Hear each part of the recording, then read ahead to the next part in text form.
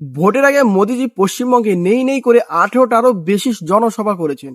আর এই জনসভাতে জনসাধারণের জন্য কি কি বার্তা দিয়েছেন জানেন? ভোটে পশ্চিমবঙ্গে বিজেপি যদি জেতে তাহলে তারা এই কথাগুলো কি রাখতে পারবে? শিলিগুড়ি, কুচবিহার, জলপাইগুড়িতে তিনি বার্তা দিয়েছেন সেখানকার উন্নয়ন, সীমান্ত নিরাপত্তা, চা বাগানের শ্রমিক, রাস্তাঘাট, রেল লাইন সমস্ত উন্নয়নের কথা তিনি বলেছেন। নারীদের সুরক্ষা, কর্মসংস্থান বাড়ানোর কথা উল্লেখ করেছেন। ঝাড়গ্রাম, পুরুলিয়া, বাঁকুড়া, পশ্চিম মেদিনীপুরে তিনি বলেছেন এখানে যত আদিবাসী গরিব মানুষ আছেন তাদেরকে কিভাবে উন্নত করা যায়, এডুকেশন, স্বাস্থ্য সমস্ত কিছু নিয়ে কথা বলেছেন।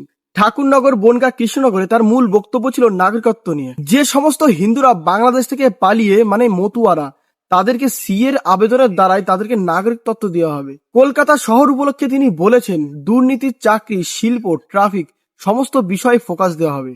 আসানসোল, দুর্গাপুর, হলদিয়াতে তিনি বলেছেন বাংলার শিল্প গৌরব ফিরিয়ে আনবে। রাজ্যে বিজেপি সরকার এলে যে সমস্ত বার্তা তারা দিয়েছেন সমস্ত বার্তার উপর কি আটুট থাকতে পারবেন তারা?